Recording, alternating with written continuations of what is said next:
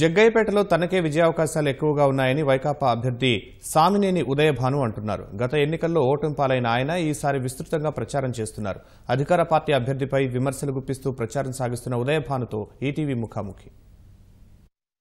ప్రస్తుతం జగ్గయ్యపేట నియోజకవర్గం నుంచి వైకాపా అభ్యర్థిగా ఎన్నికల బరిలోకి దిగుతున్న సామినేని ఉదయభాను గారు ప్రస్తుతం మనతో ఉన్నారు.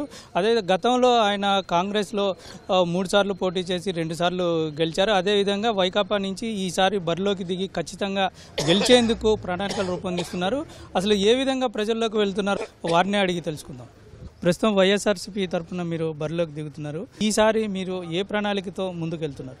2014లోనే వైకాపా నుంచి కూడా పోటీ చేయడం జరిగింది. కొద్ది తేడాతో ఓటమి చేయడం జరిగింది. గతంలో 2 సార్లు శాసనసభ్యుడిగా కాంగ్రెస్ పార్టీ నుంచి చేశాను. 3ఓసారి మళ్ళీ కాంగ్రెస్ పార్టీగా ఇక్కడే పోటీ చేశాను.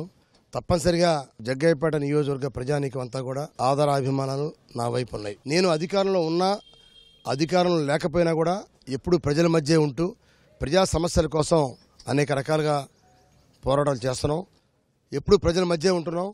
ఈ ప్రాంతాన్ని అనేక రకాలుగా అభివృద్ధి చేసినది కూడా నేనే. ఆ నమ్మకం ప్రజల్లో ఉంది. అయితే ఇవాళ పోటీ చేస్తున్న తెలుగుదేశం పార్టీ అభ్యర్థి శ్రీరామ్ తాతయ్య ఆయన కేవలం రబ్బర్ స్టాంప్గానే పరిమితి అయ్యాడు తప్ప 2 సార్లు శాసనసభ్యుడిగా పనిచేసి మరి ఆయన ప్రభుత్వంలో కూడా ఉండి ఈ నియోజకవర్గాన్ని అభివృద్ధి చేయడంలో ఏమాత్రం కూడా అభివృద్ధి చేయలేడంలో పూర్తిగా విఫలమయ్యాడు.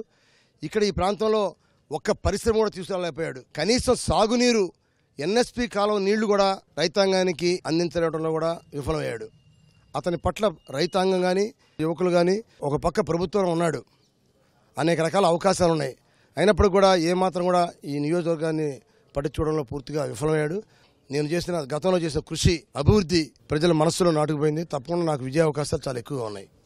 మీరు ఎమ్మెల్యేగా పోటీ చేసి గెలిచినప్పుడు ఈ ప్రాంతాన్ని ఏ విధంగా అభివృద్ధి చేశారు? 2 సార్లు శాసనసభ్యుడిగా ఈ ప్రాంతంలో ఉండి ఈ నియోజకవర్గాన్ని ప్రాతినిధ్యం వహించినప్పుడు నియోజకవర్గంలో ఎత్తిపోతల పథకాలు కానీ మునేరు డ్యాము ఆధునీకరణ విషయంలో కానీ జగ్గయ్యపేట రోడ్లు ఒక ఆర్టీసీ బస్సు ఒక కారు కూడా వెళ్ళని పరిస్థితి. అటువంటి రోడ్డు వైడనింగ్ చేయడం విషయంలో కానీ జగ్గయ్యపేటలో ఒక PG centre education PG centre ఏర్పాటు చేయడంలో కానీ అగ్రికల్చర్ పాలిటెక్నిక్ కళాశాలకి తీసుకోవడంలో కానీ అనేక రకాలుగా అటు విద్యారంగంలో ఇటు పారిశ్రామిక రంగంలో అటు సాగునీటి ప్రాజెక్టు విషయంలో అన్ని రంగాల్లో కూడా జగ్గయ్యపేట నియోజకవర్గాన్ని ఒక మోడల్ నియోజకవర్గాన్ని తీసుకొచ్చాను. ఇప్పుడు భవిష్యత్తులో మీరు ఎటువంటి ప్రణాళిక రూపొందించబోతున్నారు? ఇవాళ జగ్గయ్యపేట నియోజకవర్గం ఇవాళ ఎంతో అభివృద్ధి చెందిన నియోజకవర్గంగా ఉంది ఇవాళ. ఎందుకంటే ఇది మెట్ట ప్రాంతం. ఈ ప్రాంతంలో అనేక రకాలుగా పరిశ్రమలు ఉన్నాయి. ఇప్పటికే సిమెంట్ పరిశ్రమలు ఆంధ్రప్రదేశ్లో ఈ ప్రాంతంలో కృష్ణా జిల్లా పక్కనే సరిహద్దు నల్గొండ జిల్లా సూర్యాపేట జిల్లాలో ఈ ప్రాంతంలో సుమారుగా 25 ఫ్యాక్టరీస్ దాకా ఉన్నాయి. చిన్న కంపెనీలు కానీ పెద్ద కంపెనీలు కానీ అలాగనే ఫార్మా కంపెనీస్ ఉన్నాయి. అలానే ఇంకా అనేక రకాల కంపెనీస్ ఉన్నాయి. రేపు రాబోయే రోజుల్లో వైఎస్ జగన్మోహన్ రెడ్డి గారు నేతృత్వంలో ప్రభుత్వం ఏర్పాటు చేయగానే ఈ ప్రాంతాన్ని పారిశ్రామిక రంగంగా అభివృద్ధి చేయాలని చెప్పే తపన నాకుంది. అలానే జగ్గయ్యపేట ప్రాంతంలో రైల్వే లైన్ ఏర్పాటు చేసి కూడా 20 సంవత్సరాలు అయింది. రైల్వే లైన్ కేవలం గూడ్స్కే పరిమితమైంది. రేపు తప్పనిసరిగా నేను ఎన్నికవగానే జగ్గయ్యపేట రైల్వే లైన్ని ప్యాసింజర్ రైల్వే లైన్గా తీసుకొస్తాను. గుంటూరు టు హైదరాబాదు వయా జగ్గయ్యపేటగా ప్యాసింజర్ రైలు తప్పనిసరిగా నడిపించి తీరుతానని చెప్పి నేను ప్రజానీకానికి వాగ్దానం చేస్తున్నాను.